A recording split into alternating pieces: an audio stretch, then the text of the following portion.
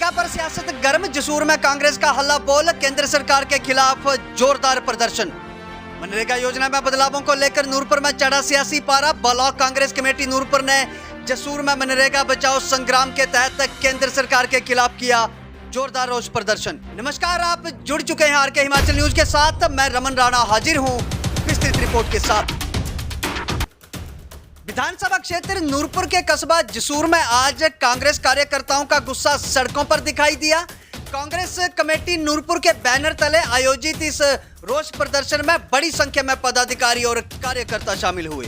कार्यकर्ताओं ने हाथों में तख्तियां लेकर केंद्र सरकार के खिलाफ जमकर नारेबाजी की और मनरेगा योजना में किए गए बदलावों को गरीब विरोधी बताया। कांग्रेस नेताओं का कहना है कि मनरेगा योजना ग्रामीण क्षेत्रों के लिए जीवन रेखा है, जिससे हजारों परिवारों को रोजगार मिलता है और पंचायत स्तर पर विकास कार्य भी होते हैं। पूर्व बीडीसी चेयरमैन संदेश डडवाल ने कहा कि जब केंद्र में कांग्रेस सरकार थी तब तत्कालीन प्रधानमंत्री डॉक्टर मनमोहन सिंह ने मनरेगा की शुरुआत की थी। उन्होंने बताया कि पंचायतों में इस योजना के तहत कई विकास कार्य सफलतापूर्वक पूरे किए गए हैं, लेकिन अब केंद्र सरकार ने योजना का नाम बदलने के साथ साथ 60-40 का नया अनुपात लागू कर दिया है, जिससे पंचायतों के लिए विकास कार्य करवाना मुश्किल हो जाएगा। कांग्रेस नेता खुशवंत सिंह ने आरोप लगाया कि मनरेगा कांग्रेस की ऐतिहासिक देन है और इसका उद्देश्य ग्रामीण अर्थव्यवस्था को मजबूत करना था। उन्होंने कहा कि योजना में बदलाव और नया अनुपात लागू करना ग्रामीण गरीबों के साथ सीधा सीधा धोखा है। कांग्रेस नेताओं ने चेतावनी दी है कि यदि केंद्र सरकार ने मनरेगा में किए गए बदलाव को तुरंत वापस नहीं लिया तो आंदोलन को और भी तेज किया जाएगा। अब देखना होगा कि सरकार इन मांगों पर क्या रुख अपनाती है। फिलहाल नूरपुर में मनरेगा को लेकर सियासी जंग अब तेज हो चुकी है।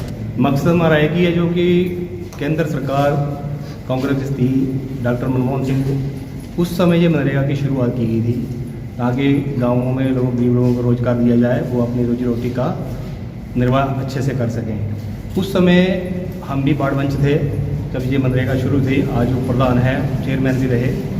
तो उस समय हमने अपनी ही पंचायत में मनरेगा में PWD रोड बन गए हैं वो आज। उस समय जो रोड हमने निकाले थे आज वो पक्के रोड बन चुके हैं। लोगों के ग्रेड वर्क हों, कुम्मे हों, बहुत काम हुआ था उस समय। लेकिन आज के समय में हालात ऐसी आ गई है कि जो केंद्र की सरकार है, मोदी सरकार, इन्होंने उसको नाम तो बदला है। नाम बदलने में हमें कोई दिक्कत नहीं, इनको दिक्कत है महात्मा गांधी जी से। ये तो वैसे एक दिखावा करते हैं कि महात्मा गांधी का स्वच्छ भारत स्वच्छ मिशन के लिए, लेकिन इनको दिक्कत मेन महात्मा गांधी के नाम से है, उनको हटाना। चलो उसकी भी कोई बात नहीं, आपने नाम बदलना था बदल दिया, कोई बात नहीं, जो आपको अच्छा लगे वो किया। लेकिन जो इन्होंने अभी कर दिया है कि 40-60 का स्टेट की गवर्नमेंट का जितना भी GST वगैरह सब कुछ जाता है वो सेंट्रल गवर्नमेंट को जाता है। अभी ये चाह रहे हैं कि स्टेट की गवर्नमेंट जो है वो 40% का शेयर दे, तब मनरेगा का काम आगे स्टेट में होगा। तो ये बिल्कुल अनिवार्य है कि स्टेट कहाँ से देगी पैसे।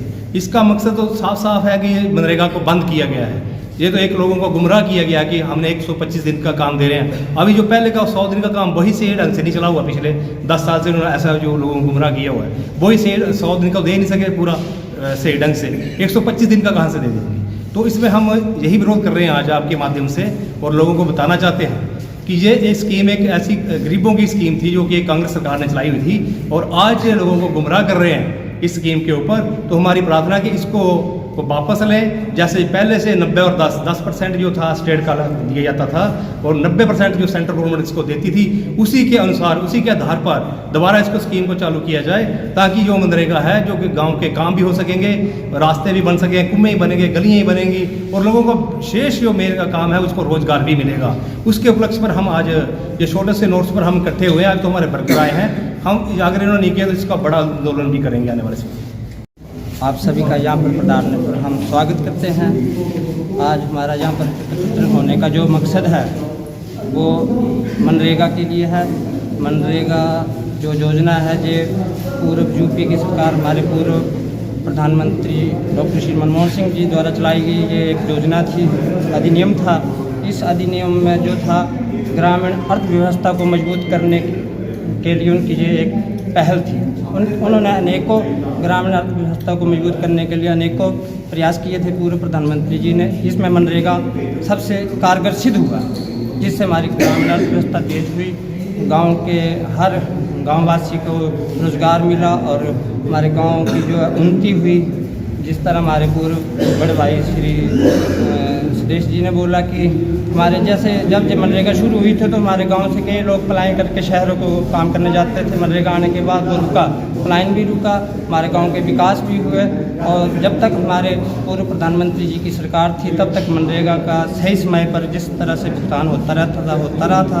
उसके बाद जैसे सरकारें बदली तो इन्होंने जो मनरेगा को कमज़ोर करने के अनेकों प्रयास किए, लेकिन जो अधिनियम था इसमें जो असफल भी रहे।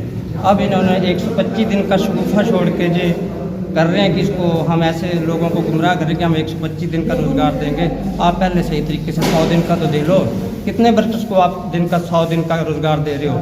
आप कितने जॉब कार्ड धारकों को आप 100 दिन का रोज़गार दे रहे हो? इस बात को तो पहले क्लियर करो।